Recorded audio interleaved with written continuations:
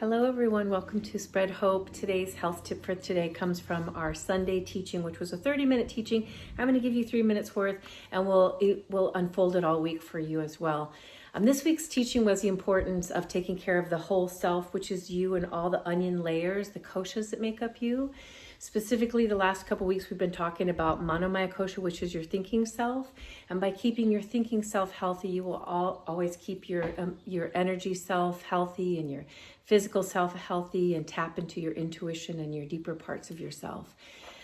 So one of the ways we do that is through practice. You know, our yoga is our practice. We don't go to a class. We are responsible for our practice. It belongs to us. We have to take care of it.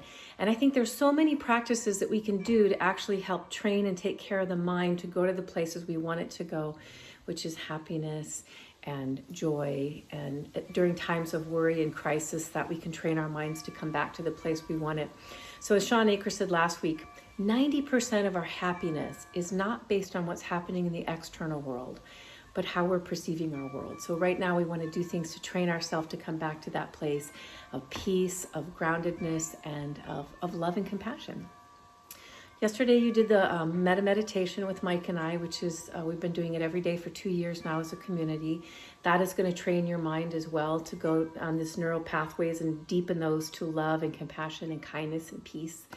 I wanted to ask everyone to do some homework with me. So you're getting this quick version of the homework. I asked everyone to do 5 practices a day to strengthen those neural pathways to take you towards happiness and peace and contentment and love. And I'm going to give you my top 5. You can do 3, but I think you can all get to 5, no problem. My first one is every morning I do a gratitude practice, which is part of my metta meditation. The second thing I do every day is I do my yoga. Third thing I do every day is I do a breath practice. The fourth thing I'm committing to, which I don't do every day now, so making a commitment to everyone that we can make commitments to each other with this, is one of the things that I do to keep my mind healthy, kind of live in my orange zone, is I read beautiful books. And these books help me stay in this positive place and to keep bringing me back to growing and being inspired and being creative.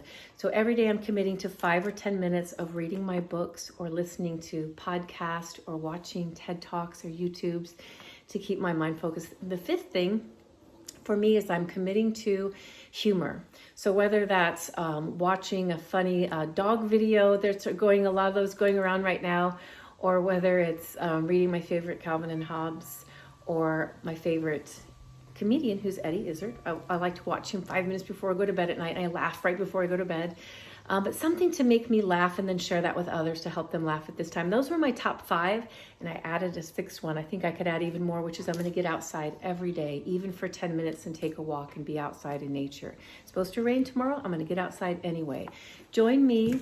Commit to at least 5 practices that will help you stay in the place you want to be here, which is, of course, what we're manifesting in our lives. So today's quote for the week is one of my favorites from the Bhagavad Gita. For one who has conquered the mind is the best of friends. But for one who has failed to do so, his very mind will be his greatest enemy. So do a few practices every day to make your mind your best friend.